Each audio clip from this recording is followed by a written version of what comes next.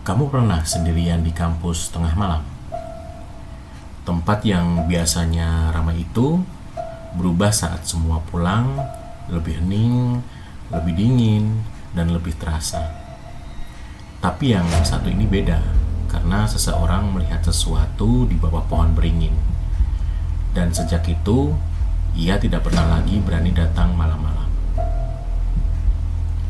Jadi kemarin aku ketemu sama temen waktu masih kuliah dulu. Kita kuliah di salah satu kampus yang ada di kota Solo. Tempatnya luas, 5 lantai, lengkap dengan lapangan basket, kemudian ada kantin dan parkiran motor. Tapi ada satu hal yang jarang dibicarakan. Yang konon lahan kampus ini dulunya termasuk bagian dari wilayah tua yang punya hubungan dengan keraton. Nggak jelas dulunya dipakai apa. Tapi warga sekitar bilang dulunya tanah ini bukan tempat biasa. Di belakang kampus ada satu pohon beringin besar, tumbuh tepat di area perparkiran, menghadap ke kantin mahasiswa waktu itu ya. Siang hari itu adem banget, tapi kalau malam bahkan satpam pun jarang mendekat. Waktu itu malam jam 12 lewat. Temenku yang sering aku panggil dengan sebutan Tukul, dia anak teater. Teman saya yang terkenal cuek lagi duduk sendirian di depan ruang gamelan. Bukan karena nunggu siapa-siapa, tapi dia cuma pengen ngerokok sambil menikmati sunyi sendirian seperti itu. Nah, dari situ dia bisa lihat ke arah pohon beringin. Awalnya biasa aja, tapi menjelang jam 1 malam ada bau busuk di sekitar area situ. Bukan bau rokok, bukan bau got, tapi bau tanah basah, bau bangkai, dan sesuatu yang membusuk. Dan di bawah pohon itu ada yang berdiri. Sesosok putih diam menghadap ke arah kantin mahasiswa. Tapi dia bukan manusia. Tapi itu sesosok pocong.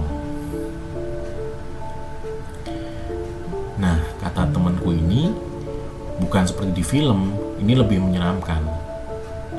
Jadi pocong yang asli itu kain kafannya kusam, kemudian basah seperti bekas dikubur. Mukanya rusak, kulitnya mengelupas, ikatan di kepalanya itu nggak berdiri. Jadi kalau di film itu kan berdiri ya, tapi ini kucirnya itu ke belakang gitu dan hampir copot. Pocong itu nggak loncat-loncat, dia cuma berdiri. Dan yang aneh ini waktu dia berbalik. Kalau di film-film itu kepalanya yang menoleh kan, kalau ini enggak. Ternyata pocong yang asli itu kalau menoleh langsung seluruh tubuhnya ikut berputar, pelan, kaku, seperti boneka rusak. Jadi kamu bisa bayangin, kamu duduk sendirian, kemudian melihat makhluk itu menatap lurus ke arahmu, tanpa suara, tanpa bergerak.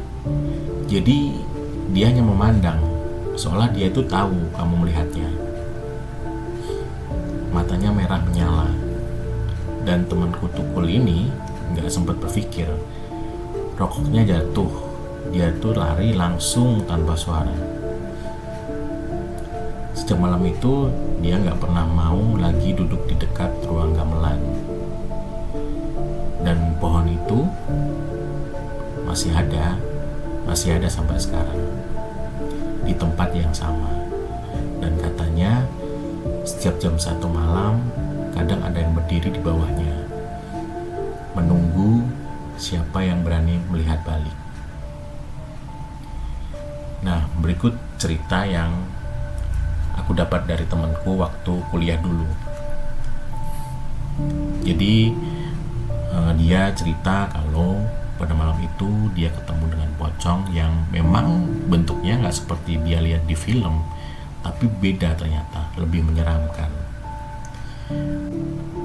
Nah, jadi lain kali kalau kamu tahu itu tempatnya dan kamu sendirian di kampus itu tengah malam dan mencium bau yang aneh, jangan buru-buru menoleh ke pohon beringin itu ya. Karena bisa jadi dia masih berdiri di sana, menunggu seseorang untuk menatap balik. Punya cerita seram yang pernah kamu alamin sendiri? Kirim DM ke admin, siapa tahu cerita kamu yang kami angkat berikutnya.